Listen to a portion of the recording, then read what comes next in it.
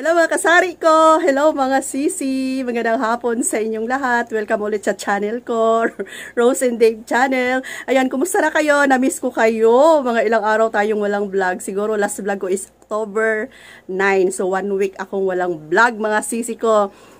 Super busy talaga si Ate Rose ninyo kasi last October 14 is 50th birthday ni Ate Rose ninyo. Tapos, sunod-sunod yung live namin sa grocery. Meron akong 5 live sa grocery. Tapos na ang tulo, meron pang paparating na 2. Kaya, super busy talaga si Ate Rose ninyo. So, birthday ko noong October 14, Lunes. Pero, Sunday ko na lang gi-celebrate. Pero mga sisi, hindi bungga yung pag-celebrate ko ng 50th birthday ko. Simple lang po talaga.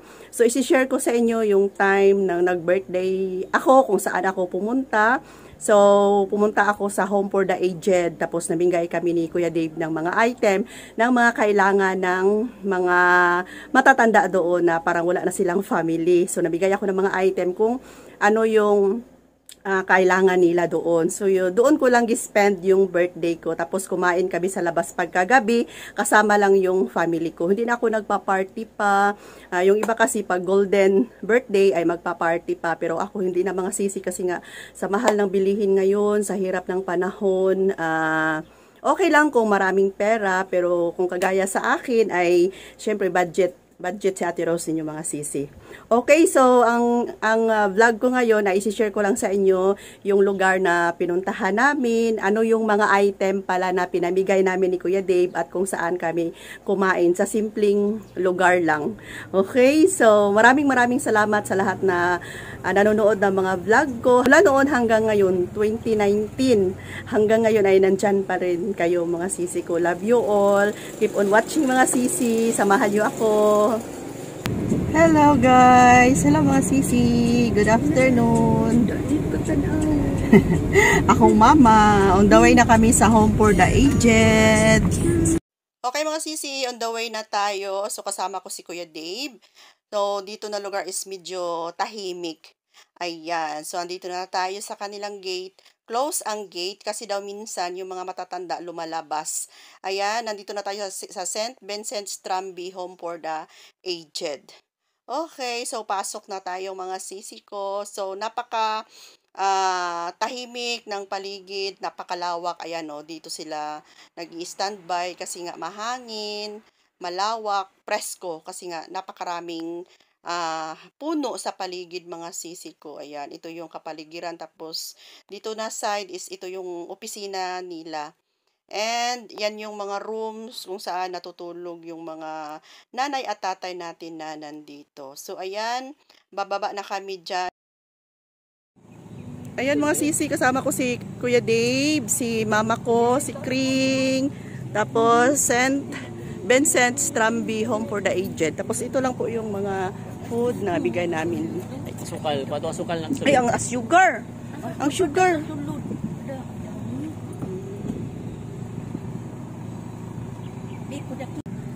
So ito yun. Inaog nga mo dali. Laki ninyo? Sige.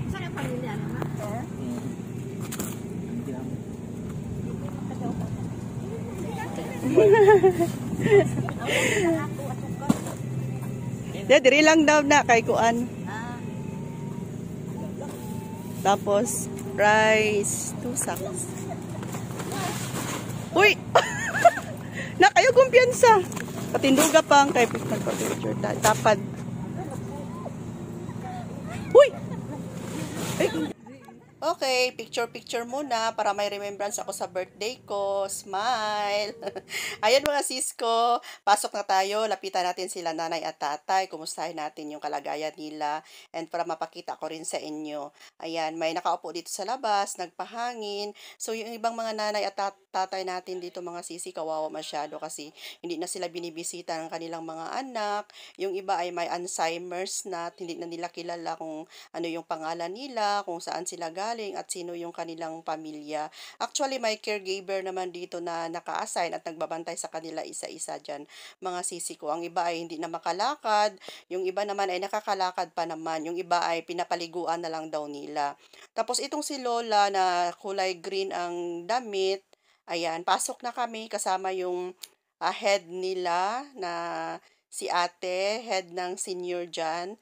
Tapos kasama ko yung mama ko. Sinama ko yung mama ko kasi sabi ko iwan ko siya dito mga sisi ko. So ayan, pasok na kami ni Kring.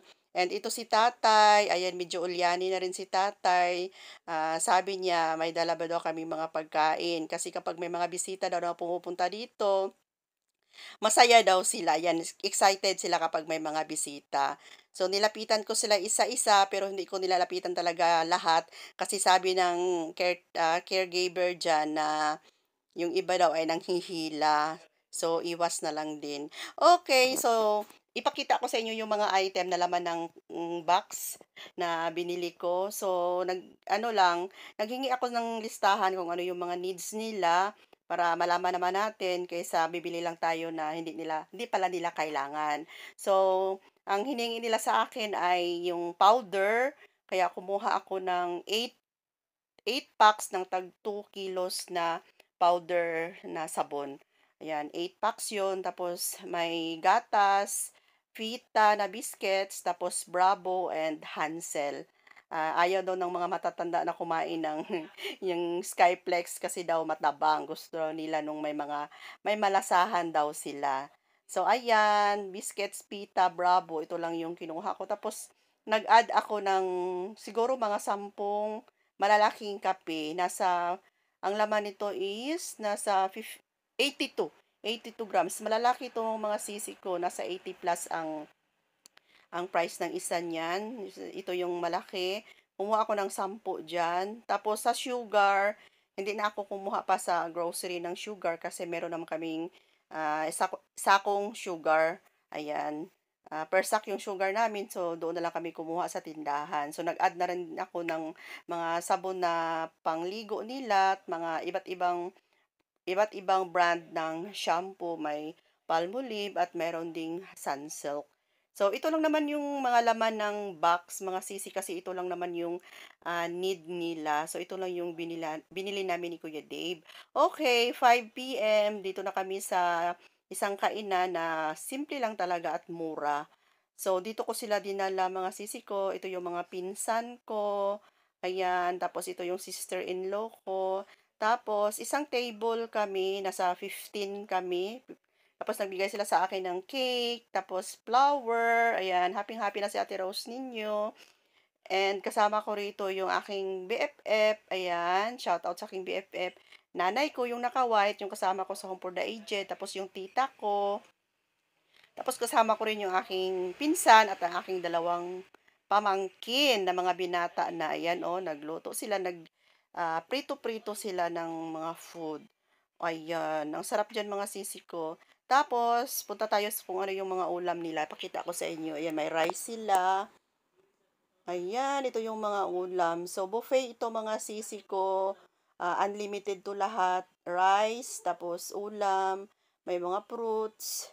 And depende na lang din sa iyo kung gusto mong prito-prito, may mga dessert. Ayan, palitaw. So, may drinks din sila. Tapos ito yung pwede mong kunin, pwede kang kumuha dyan para kung gusto mong mag-prito. Ayan, tapos may mga hot dogs, kikiam, squid ball, at may mga marinated na chicken and pork. May kinilaw, may lumpia, ayan, tapos ayan, may giniling, pansit bihon, siumay, at marami pang ibang mga sisi ko. Ayan, humba. Tapos, itong isa ay chicken. Hindi ko na alam kung ano pa itong nandito. So, ito lang yung venue at ito lang yung celebration ng birthday ko. Maraming salamat po mga sisi. Love you all. Bye!